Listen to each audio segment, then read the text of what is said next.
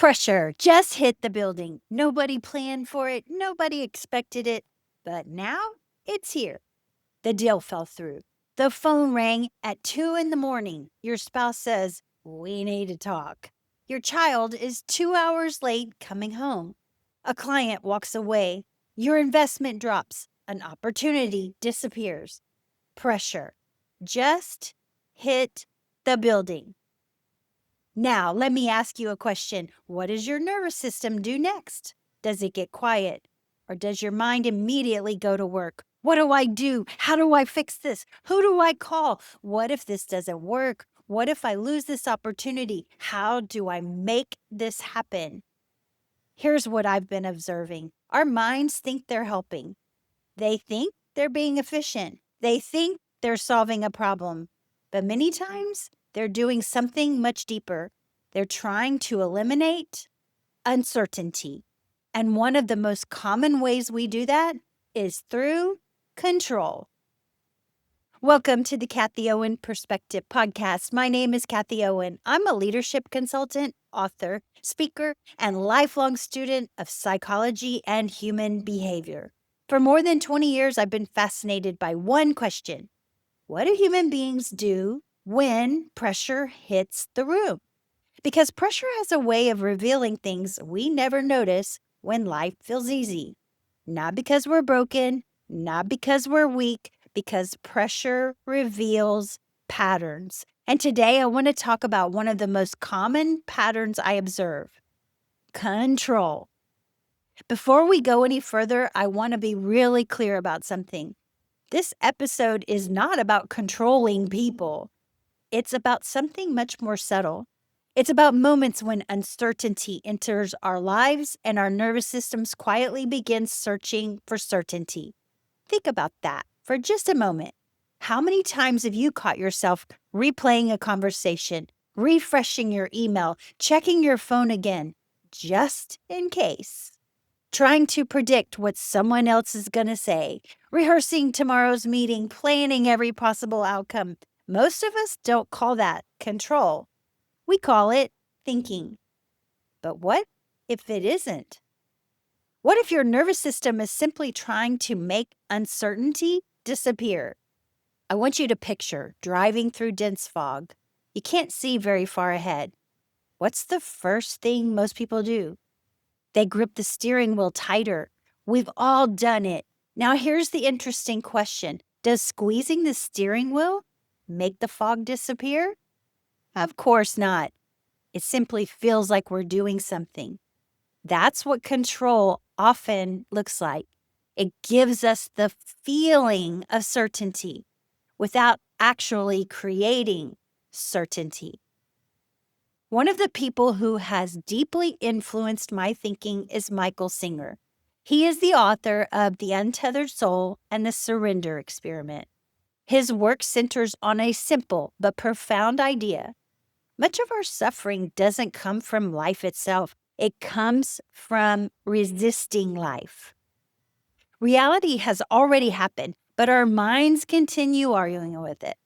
This shouldn't be happening. There's that word, should.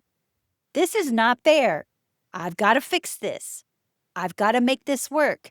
The resistance often becomes heavier than the event itself. When I first started reading his work, something clicked for me. I realized that many of the moments I thought I was problem solving, I was actually resisting uncertainty. Then I discovered Reality Transurfing many years ago. It's a series of books by Russian author Vadim Zeland. Reality Transurfing introduces a fascinating concept called excess potential. Excess potential is created when we give one outcome so much importance that it throws us out of balance. The opportunity becomes more important than our peace. The relationship becomes more important than our presence. The answer becomes more important than our awareness. The more attached we become, the tighter we grip. The tighter we grip, the less clearly we can see. When I first learned about excess potential, I immediately recognized it in myself. Not because I was trying to control people, because I was trying to control outcomes. And there is a difference. And here's what I've been observing lately. The moment I catch myself trying to control something, I don't ask, how do I stop controlling? Instead, I ask, what is my nervous system trying to protect right now? That one question changes everything because now I'm observing instead of reacting. Maybe my nervous system is trying to protect certainty. Maybe it's trying to protect approval. Maybe it's trying to protect my identity. Maybe it's trying to protect me from disappointment. I don't know. And honestly, I don't have to know immediately. I simply observe. That observation creates awareness, and awareness creates choice. I've also noticed something else. Flow doesn't happen because life becomes predictable. Flow happens when we stop fighting reality long enough to see it clearly. When we loosen our grip, our vision widens. We begin noticing possibilities that weren't visible when we were attached to only one outcome. That does not mean we stop taking action. It means our actions come from clarity instead of fear, from presence instead of panic, from observation instead of reaction. So here's something I'd love for you to try this week. The next time pressure enters your life, pause. Take one slow, deep breath. Then simply ask yourself, what is my nervous system trying to protect right now? Not what do I do? Not how do I fix this? Just observe. Notice what your mind is reaching for. Notice where your body tightens. Notice your thoughts without judging them. Because observation creates awareness, and awareness creates what? It creates choice. And choice is where freedom begins.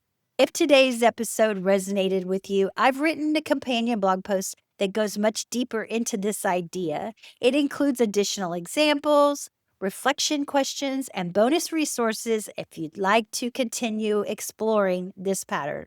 You'll find a link to that in the show notes and description below. And if you're watching on YouTube, I'll pin it in the very first comment.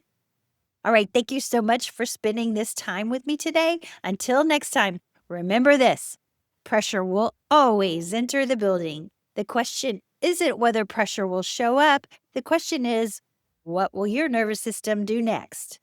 And once you can observe that, everything begins to change.